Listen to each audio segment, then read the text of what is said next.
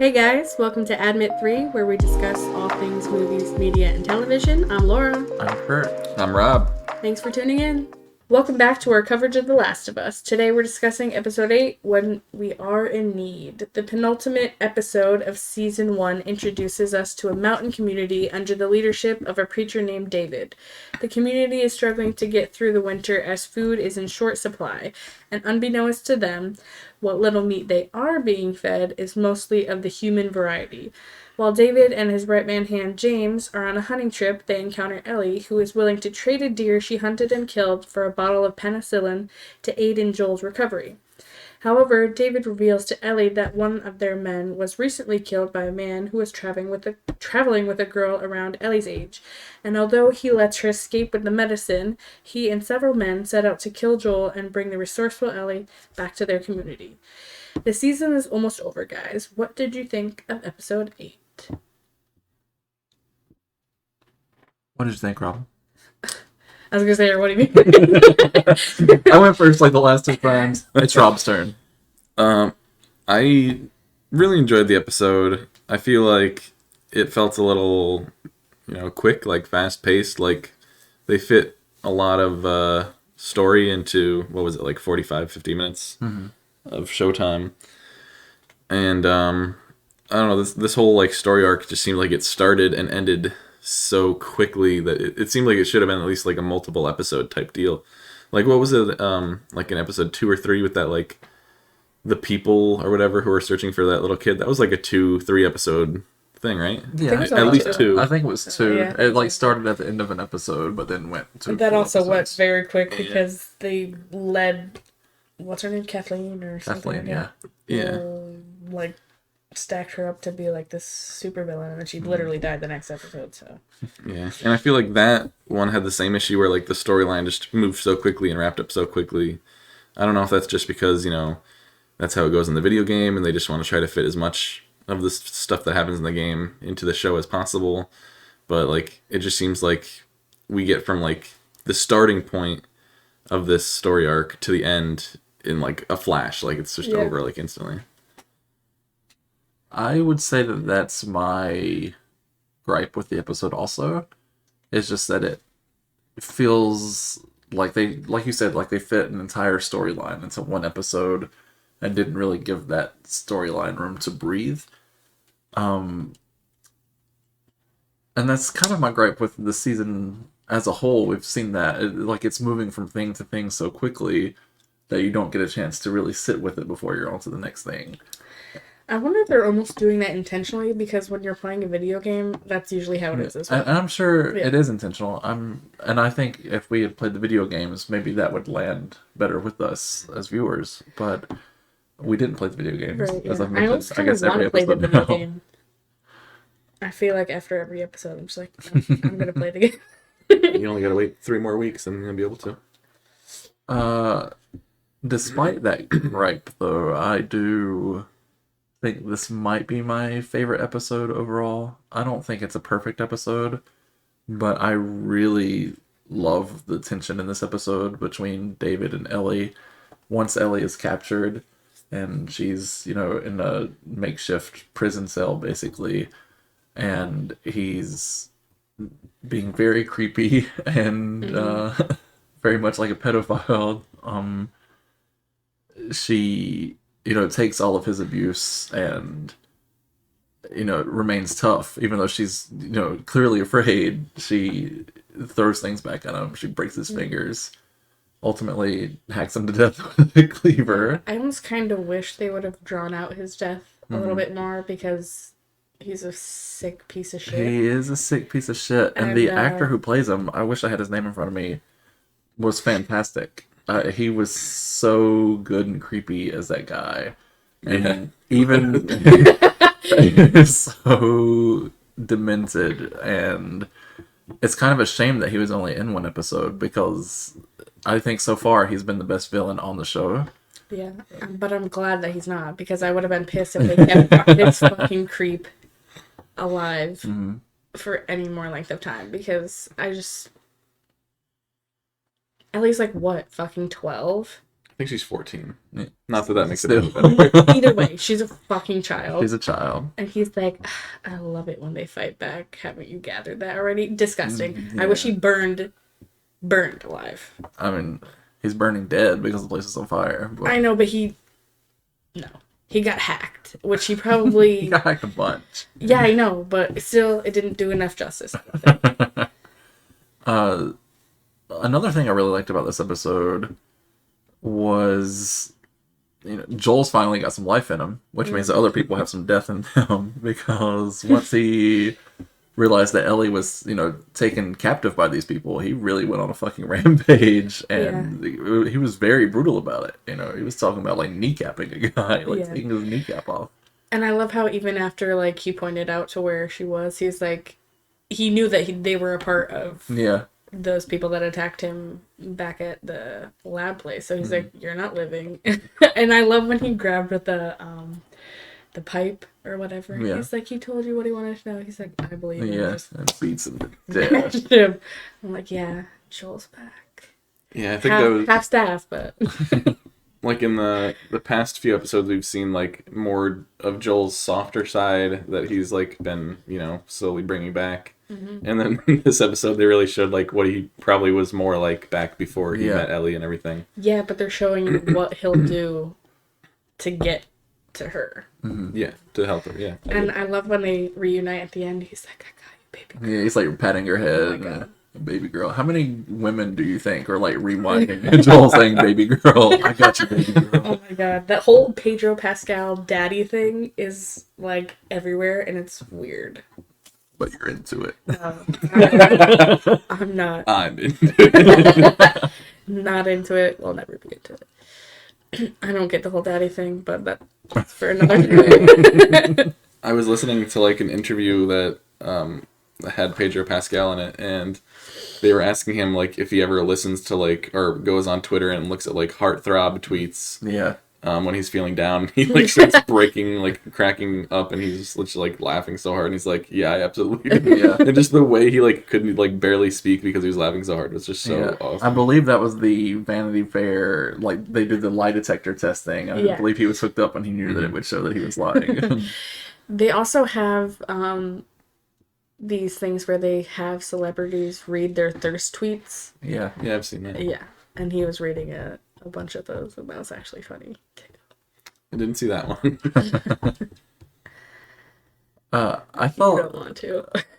another very small nitpick I had with the episode was, even though I love all the things that happen with Joel as the episode progresses, he was knocking at death's door there.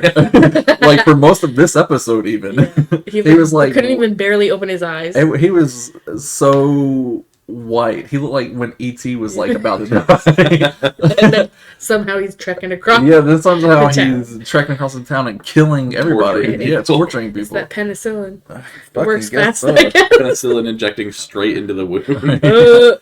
I'm not a doctor, clearly, but I mean, as long as it gets into the bloodstream. I mean, I'm not sure how that works. I'm not sure if you're supposed to directly inject the penicillin into the wound. I'm gonna go ahead and say no.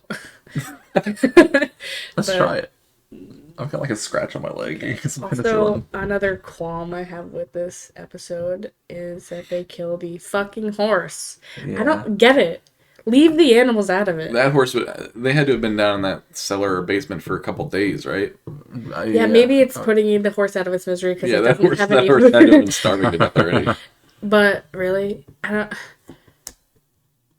Just let the animals live. Before Give you them watched some the food. episode, I told you, I was like, I think you're going to like the episode, but there's going to be something in And there then that you hate. as soon as she opens the garage and I remember that they had a horse, Yeah. I'm like, this fucking Ooh, thing's gonna horse die. meat. Dinner served. You mentioned to me earlier, Rob, that that Ellie and Joel should have eaten the horse. Like, Yeah. they didn't have any food. Yeah. Maybe they should have. I mean, I guess it was It's a little probably stringy. it was probably their Fucking best means of gross. travel, but I mean they're in like a snowy, wintry place. There's probably Yeah. not any food for the horse to eat, so it's how is it even gonna make it? I don't get it. I'm just distraught. Well, speaking of eating things that shouldn't be eaten, Oh my god. we didn't watch this episode together as usual. I just finished watching it, and after literally like every time something was coming on, I paused it and I was calling down. I'm like, this is gonna happen. And immediately when they bring in the tub of meat, It's venison. yeah, and just the look they gave, I'm like, these motherfuckers are eating people. Yeah. And then it like Basically rubbing their palms. yeah, like it clicked that they were just like, oh, we're gonna bury your dad in the spring because it's too hard to bury him in the ground because it's winter. And I'm like, they're gonna feed this kid her fucking dad. Like, She's gonna like it. oh my god! Like literally, when they showed the spoon go to her mouth, I'm like, no. But her mom has to know. She was in the kitchen.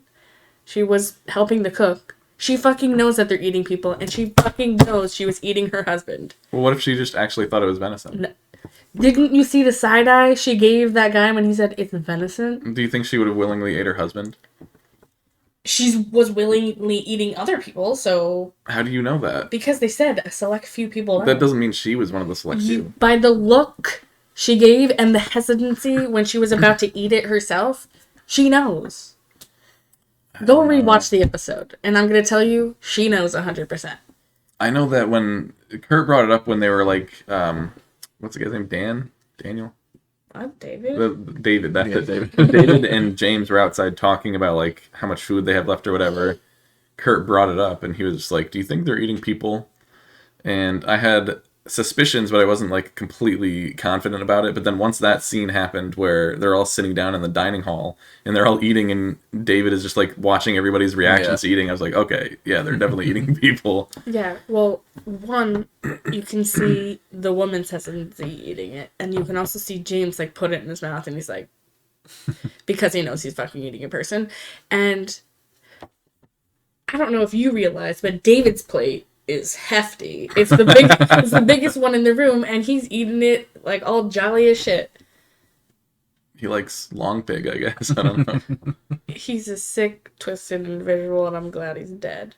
You're talking about him like he's a real person. I want that on my headstone when I die. He's a sick, twisted individual, and I'm glad Also, he's dead.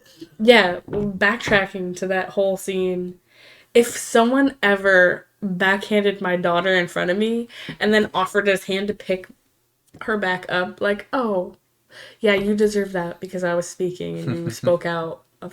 No. Why don't these people just overthrow this piece of shit? He's like, I was buy into chosen. him. I turned from teacher to preacher. It's like, Ellie's response to that is funny. just Like, whack it's in the because fucking it's rock. fine. That was Yeah, very I funny. actually laughed out loud. I don't know if you heard me out there, but I did. Yeah, I mean, I don't want to turn this into an episode where I'm knocking religion, but you see that all the time in like these true crime things Yeah. where people really buy into these preacher types and do whatever they say. But you and- see the whole group of people, like the group of guys that they bring out there to go hunt Ellie and Joel down, that they don't like what he's saying. So it's like, why follow this one fucking It loser? happens. Every Why true don't they crime kill thing him and Sherry eat shows him? me That's- has stuff like this happening. They just have too much power over these people somehow. Even they shouldn't, but they do. Fucking losers. I don't know. I feel like if this was a real scenario and like a person like that did exist, somebody is gonna just shoot them, like whether on a hunting trip and be like, "Oh, it was an Yeah. accident," or like, "I don't know what happened to him," or 100%. whatever. Like people like that are gonna I wouldn't disappear. even need. I wouldn't even need to be on the hunting trip. Yeah, I'd just be like, oh, my finger slipped. Sorry. yeah. I mean, like in a lawless world, I mean, people are just gonna do. I'm whatever. also wondering if he was raping the young girls that were in his community, because he was very willingly going to do it to Ellie in the 3 seconds that he knew her. So, I mean, I imagine that because if that were happening, behavior was being expressed he elsewhere was- also. definitely dead the moment that ever happened. He did tell that other girl after he slapped her that, you know, her dad might have died, but she still has Oh, a father. father. And it was very fucking weird. I hate everything about it. Well, his right hand man, James, Buddy Boy, as Ellie called him several times, the actor who plays him actually played Joel in The video game. Yeah, I read that. Mhm. Voice actor. He was actually saying how Pedro Pascal was able to bring out like he thinks he brought out a better version of the character. Wow. I thought that was pretty cool. Yeah, for sure.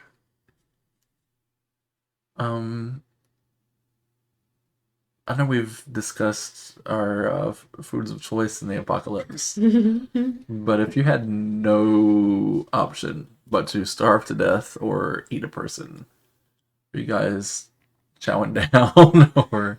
Like I said before, we even started recording, I wouldn't have gotten this far because first of all, this is like what 20 some odd years later. I would have already been dead 20 some odd years. No. All right. Well, let's say that you're alive. I'm telling you, Let's I say- am not putting human flesh into my mouth knowingly. Not even if I'm dying. It's not happening. What about you, Rob? Obviously, no.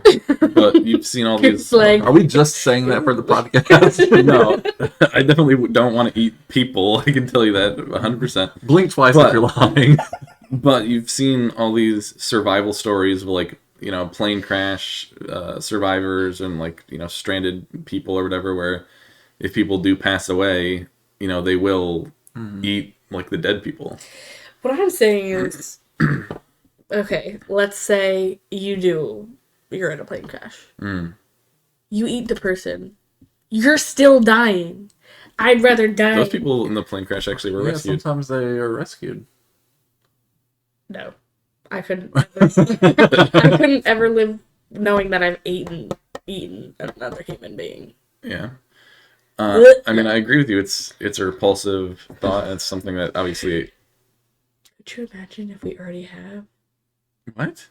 If like restaurants or some fucking like What kind of restaurant are you no, going but I'm to? saying like some Burger King.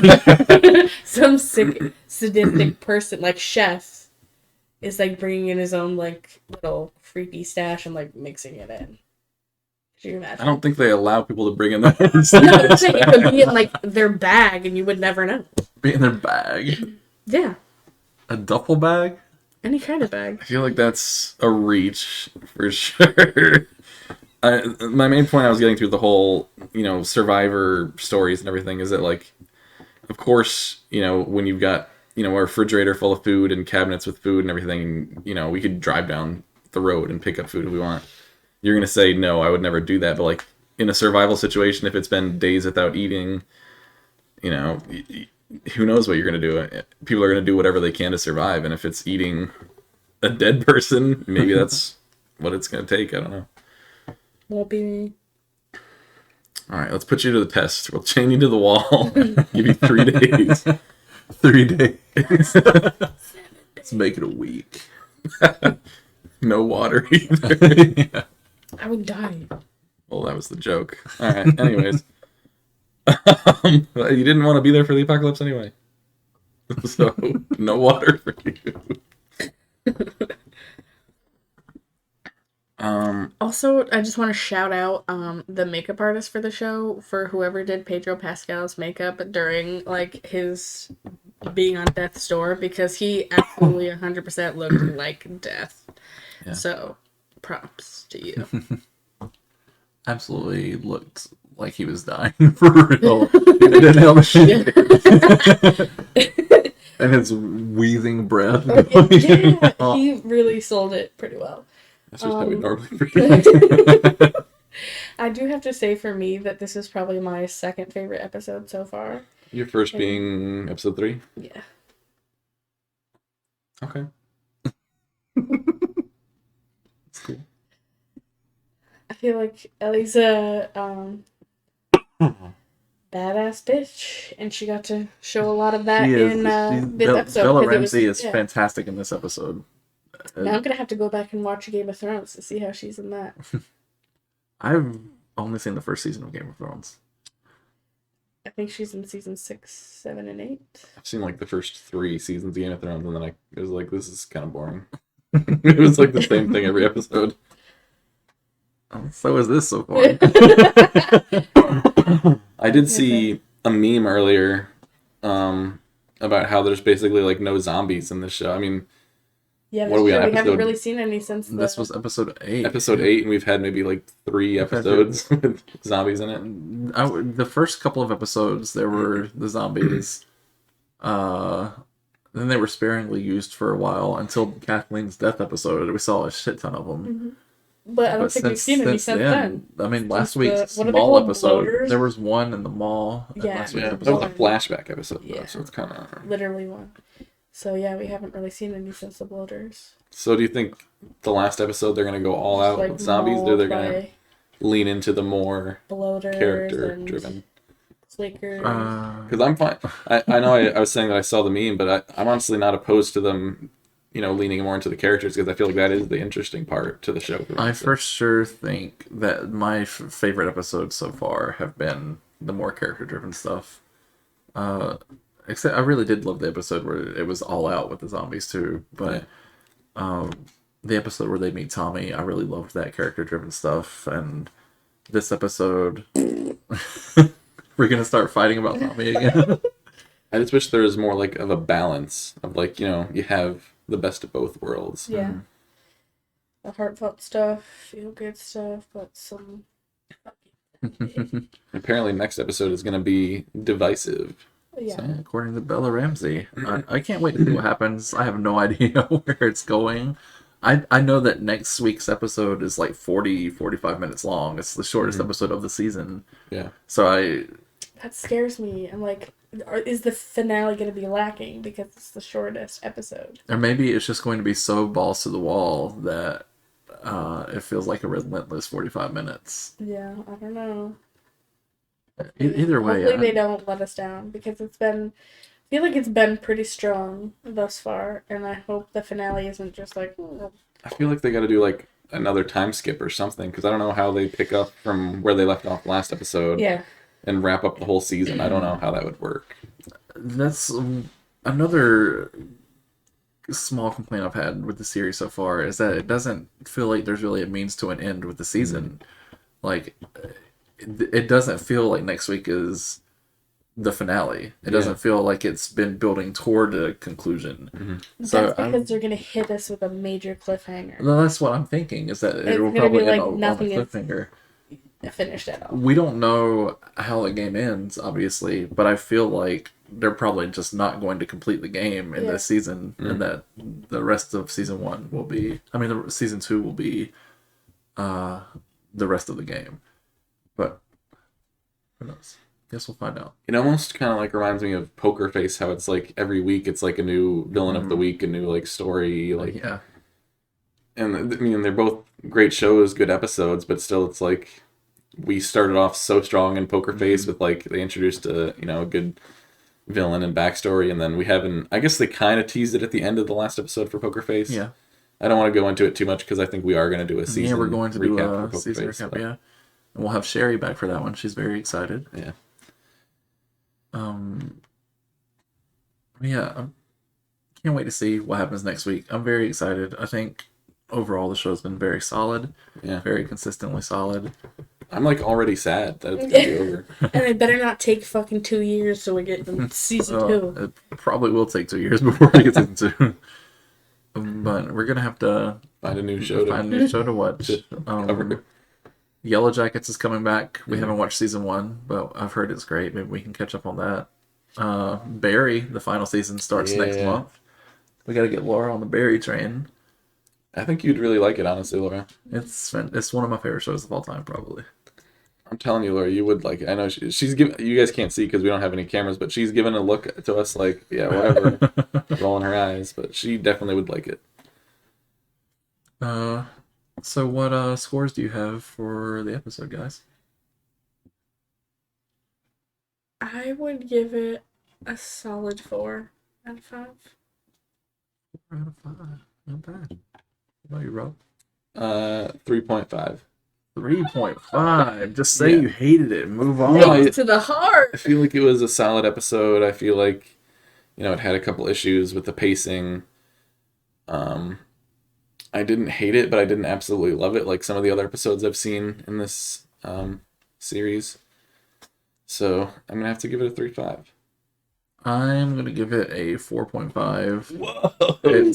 It might be my favorite episode of the series. It's at least up there, and my other two favorite episodes of the series I gave a 4.5. So it's definitely right there with those for me.